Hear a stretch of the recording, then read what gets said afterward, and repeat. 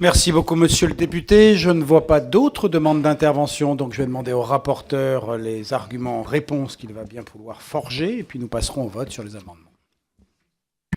Oui, merci, monsieur le président. Eh bien, écoutez, je crois que les échanges, les questions ont été importantes. Moi, je voudrais quand même rappeler que le dispositif du vote électronique fait l'objet de contrôles rigoureux. Et pour rappel, puisque c'est vrai que c'est quelque chose d'assez nouveau, les opérations de vote, en fait, sont placées sous le contrôle d'un bureau de vote électronique qui est chargé de veiller au bon déroulement des opérations électorales et qui vérifie l'effectivité des dispositifs de sécurité prévus pour assurer le secret du vote. L'ensemble du dispositif, en particulier le code source du logiciel utilisé, fait l'objet d'un double audit par l'Agence nationale de sécurité des systèmes d'information et par des experts indépendants chargés de vérifier la conformité du dispositif aux recommandations de la CNIL. Et que je le rappelle, saisi dans le cadre du contentieux des élections législatives de 2012, le Conseil constitutionnel les a systématiquement rejetés. Donc c'est vrai que le risque, il existe toujours, mais pour répondre à M. Menucci, le risque également à l'urne existe. Il y a eu, par le passé, un certain nombre d'élections annulées parce qu'il y avait eu fraude. Donc, voilà, on peut aussi se poser la question. Ensuite, pour répondre sur la sincérité du scrutin, dont je pense l'avoir répondu, concernant François Vinçon, qui parlait que bon, l'avantage d'aller voter à l'urne, ça crée une certaine émulation. Je rappellerai quand même qu'au niveau des réseaux sociaux aussi se crée une émulation par le biais des réseaux sociaux. On le voit aujourd'hui, tout le monde est sur les réseaux sociaux, Facebook, Twitter, sur la campagne, mais également la veille du vote. On voit qu'il se crée une émulation. Après, dans le bureau de vote, je suis pas sûr qu'il y ait une émulation qui se crée au moment où on passe à l'urne. Il y en a plus qui sont perdus, bien qu'ils votent depuis 30 ans au même endroit.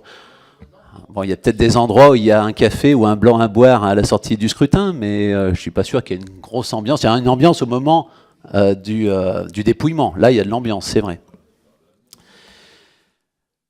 Ensuite, nous avons sur l'outre-mer, donc je dirais à mon collègue Daniel Gib, qui lui appartiendra, si cette proposition de loi est votée, eh bien, de faire lui-même une proposition de loi, une fois qu'il aura pu constater la réussite eh bien, de ce nouveau dispositif pour les élections présidentielles et les élections européennes. Le risque du double vote existe déjà pour les élections européennes, en fait. Alors, c'est vrai que c'est pas la peine, mais après, le problème du vote électronique, c'est vrai qu'on peut se poser des questions, mais à partir du moment qu'il existe déjà, que ce soit pour les élections législatives, les élections consulaires, des risques identiques, des risques de double vote également pour les élections européennes, on peut se poser la question, dès lors, de supprimer cette possibilité de double vote aux élections européennes en étant plus sévère sur ce vote-là, ce qui paraît difficile techniquement, puisqu'ils nous l'ont rappelé les personnes que l'on a auditionnées. Et en ce qui concerne le reste, moi je pense qu'il faudra, si cette proposition de loi ne devait pas être adoptée, eh bien que chacun prenne ses responsabilités et de supprimer ce vote électronique pour les deux autres élections pour lesquelles elles existent sous l'ancienne majorité et qui ont été mises en place sous cette majorité également pour les conseillers consulaires. Donc pour ça, on ne peut pas dire que c'est une question politique. Je crois qu'il y a vraiment de la part de nos compatriotes établis à l'étranger une première qui leur a permis justement de voter peut-être plus massivement. On est dans l'incapacité, en fait, de faire des comparaisons.